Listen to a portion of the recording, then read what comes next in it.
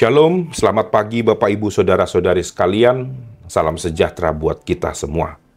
Di pagi hari ini, marilah kita mendengarkan firman Tuhan dari Renungan Harian HKBP Sutoyo. Kita berdoa. Damai sejahtera dari Tuhan Allah yang melampaui segala akal, itulah kiranya yang memberkati hati dan pikiran saudara, di dalam Kristus Yesus Tuhan kita. Amin. Bapak, Ibu, Saudara-saudari sekalian, firman Tuhan di pagi hari ini diambil dari kitab Ibrani 1 ayat 4. Demikian firman Tuhan. Jauh lebih tinggi daripada malaikat-malaikat, sama seperti nama yang dikaruniakan kepadanya, jauh lebih indah daripada nama mereka. Dalam bahasa Batak dikatakan, songon surung ni guarna natinenai, nama ngatasi akka suru-suruan. Songonido surung ni hasangaponna martibakkon nasida. Saudara-saudari yang terkasih dalam Yesus Kristus, kita tentu pernah mendengar ungkapan apalah arti sebuah nama. Kalimat ini dicetuskan oleh William Shakespeare, seorang pujangga Inggris pada abad ke-16. Penggalan kalimat ini kerap kali diutarakan ketika ada kesalahan pengetikan nama ataupun ketika ada orang yang lupa tentang nama temannya. Maka dapat dikatakan bahwa kalimat tersebut secara umum dipakai sebagai apologet atau pembelaan diri atas kesalahan atau kelemahan seseorang dalam mengingat nama seseorang. Namun nyatanya, nama sangat penting bagi identitas seseorang, yang bahkan secara umum dapat menjadi media pertama untuk mengetahui suku, agama, bahkan harapan orang tuanya. Misalnya ketika orang membaca nama Sabar Christian, pasti langsung mengidentifikasikan sebagai orang Kristen yang diharapkan orang tuanya memiliki karakter penyabar. Saudara-saudari yang terkasih, pentingnya makna nama dipakai firman Tuhan hari ini untuk menyampaikan pesan tentang keutamaan Yesus di atas segalanya. Nama Yesus berasal dari bahasa Ibrani, yaitu Yehoshua, yang berarti Tuhan menyelamatkan. Sedangkan Kristus berasal dari bahasa Yunani yang berarti orang yang diurapi. Ketika firman Tuhan hari ini menyatakan bahwa nama Yesus Kristus jauh lebih indah daripada nama manapun, dimaksudkan untuk menyampaikan bahwa kehadiran Allah yang menyelamatkan manusia nyata di dalam diri Yesus Kristus.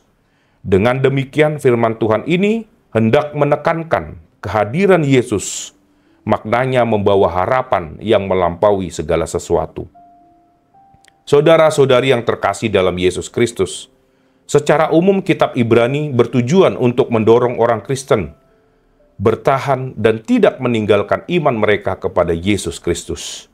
Ada asumsi bahwa hal ini dituliskan karena terdapat orang Kristen yang meninggalkan gereja dan kembali ke sinagoge. Itu sebabnya firman Tuhan ini dituliskan sebagai pengingat tentang pentingnya makna kehadiran Yesus Kristus yang harus diimani orang Kristen. Kepercayaan orang Kristen terhadap Yesus harus melampaui kepercayaan orang Kristen terhadap malaikat-malaikat ataupun berbagai hal lain. Saudara-saudari yang terkasih dalam Yesus Kristus, seperti jemaat saat itu, suku Batak juga memiliki berbagai kepercayaan nenek moyang dahulu sebelum mengenal Allah.